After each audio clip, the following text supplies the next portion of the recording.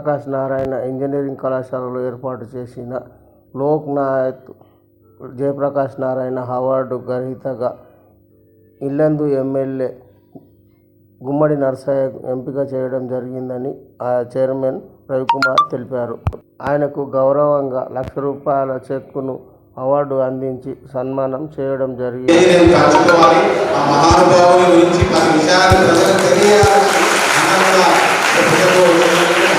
ఒక ఇండస్ట్రీ పెట్టి ఒక కాలేజీ కూడా పెట్టడం జరిగింది.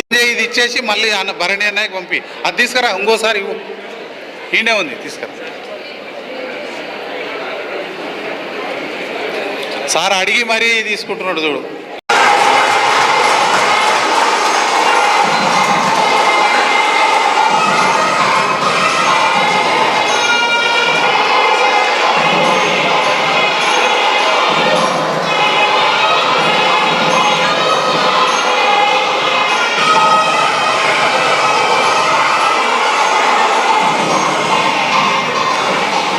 లోక్ నాయక్ బాబు మ్యూజిక్ బంద్. లోక్ నాయక్ జయప్రకాష్ నారాయణ గారు ఈ దేశానికి కారు చీకట్లు కమ్ముకున్నప్పుడు 1977లో ఆనాటి ప్రధానమంత్రి ఇందిరాగాంధీ గారు ఎమర్జెన్సీని ఈ దేశ ప్రజలపైన రుద్దినప్పుడు బీహారు రాష్ట్రంలో ఒక యూనివర్సిటీలో విద్యార్థుల మధ్యలో విప్లవాన్ని సృష్టించి ఆ విప్లవం సంపూర్ణ క్రాంతి విప్లవంగా ప్రజ్వలింపబడి యావత్ భారతదేశంలో కాశ్మీర్ నుంచి కన్యాకుమారి వరకు, అస్సాం నుంచి ఈ గోవా వరకు భారతదేశంలో ఉన్న అందరి యువతను ఉత్తేజపరిచి ఇందిరాగాంధీ గారిని గద్దెదించిన మహనీయుడు జయప్రకాష్ నారాయణ. ఆయన స్ఫూర్తి విద్యార్థుల్లో ఉండాలని, సమాజంలో ఉండాలనే ఉద్దేశంతో ఈరోజు జయప్రకాష్ నారాయణ మెమోరియల్ అవార్డు 2025ను పెద్దలు గుమ్మడి నర్సయ్య గారికి సమర్పించడం జరిగింది. వారితో పాటు ఉట్టి సన్మాన కార్యక్రమమే కాదు, వారు చేసే కార్యక్రమాల్లో ఆర్థికంగా వారు గట్టిగా ఉండాలనే ఉద్దేశంతో ₹1,00,000 ఇవ్వడం జరిగింది. ఈ సన్మానాన్ని, మా యొక్క ఆత్మీయ సత్కారాన్ని యాక్సెప్ట్ చేసిన గుమ్మడి నర్సయ్య గారికి మనస్ఫూర్తిగా శిరస్సు వంది అభినందనలు తెలియజేస్తూ ఇప్పుడు అన్న నర్సన్న గారు మాట్లాడాల్సిందిగా విద్యార్థులను ఉద్దేశించి ప్రసంగించాల్సి నేను సోదరుడు ఏమనుకోవద్దు, చైనా టవాల్స్కు, చైనా షాల్కు వ్యతిరేకిని. ఇది వేసిన వ్యక్తికి లాభం లేదు, ఇచ్చిన వ్యక్తికి లాభం లేదు. ఎందుకంటే అది శరీరంలో ఏ అంగాన్ని కూడా తుడుచుకోలేము. ఇదైతే టవాలన్నా చేనేత కార్మికులకు ఉపాధి ఇస్తుంది.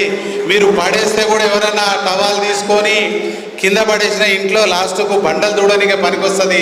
స్నానం చేసినాక తుండుగుడ్డలాగా ఉంటుంది. కాబట్టి నేను చైనా వస్తువులకు వ్యతిరేకము. మా సోదరుడు ఇప్పుడు ట్రాక్లకు వచ్చిండు. టవాల్ను చేనేత జరుపుకుంటున్నటువంటి కార్యక్రమం మీ అందరి సంతోషం కోసమని అనుకుంటే మీ ఇష్టం. కానీ రవి గారు ఎందుకో ఒక 2 సంవత్సరాల నుండి నన్ను ఇక్కడికి రప్పించుకోవటం కోసం చేసినటువంటి ప్రయత్నం మా అన్వేషు ఇందాకే చెప్పాడు. నిజంగా రవి గారి అభిమానం, రవి గారితో ఉన్నటువంటి మీ అందరి అభిమానం ఏదైతే మొత్తానికి నన్ను ఇక్కడికి రప్పించింది. నేను భరణి గారు వస్తారని నాకు తెలియదు, కానీ నేను ఒక కళాకారుని, ఒక రచయితని ఇలా కలుసుకోవటంలో నాకెంతో ఆనందంగా ఉంది. మనందరం కళల్ని అభిమానించడమే కాకుండా రచయితల్ని, రచనల్ని మననం చేసుకోవటంలో మనం ఇంకా ఎదగాల్సినటువంటి అవసరం ఉంది. ఇవాళ దేశం ఎడిపోతుంది అని చూసినప్పుడు దేశంకి వెళ్ళి చూస్తలేరు ఎవరు.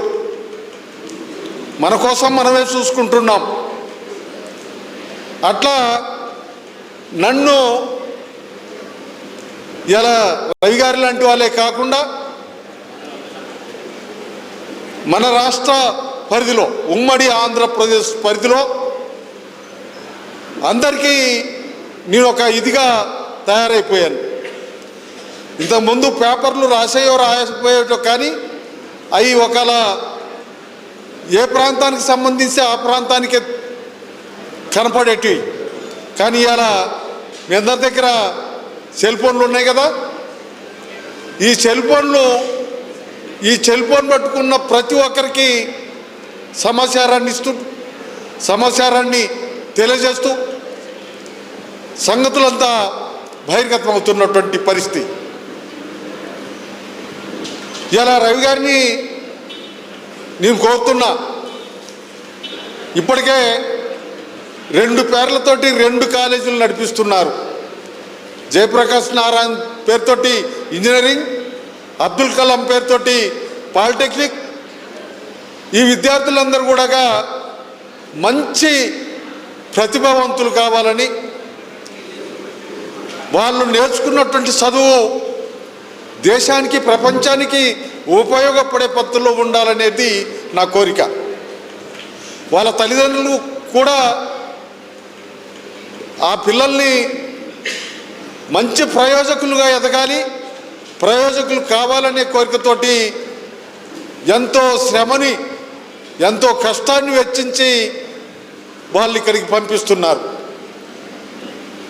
మీరు చేస్తున్నటువంటి ప్రయత్నం ఆ ప్రయత్నానికి చేయుతగా ఉండాలనేది నేను కోరుతున్నా. విద్యార్థుల్ని కూడా నేను కోరేదే ఒకటే, విద్యార్థులారా, మీరందరూ మంచి ప్రతిభ కలిగినటువంటి, మీ చదువులో ఎటువంటి లోటు లేనటువంటి పద్ధతుల్లో మీరు ఎదగాలి. ఇవాళ మనం చూస్తున్నాం, ఈ వ్యవస్థ మారాలనే కోరిక, పట్టుదల, ఇంట్రెస్టు నాకొక్కనికే కాకుండా మీకందరికీ పెరగాలి. నా పార్టీ వ్యవస్థలో మార్పు వస్తే తప్ప చిన్న పెద్ద తేడా లేని వ్యవస్థ రాదు.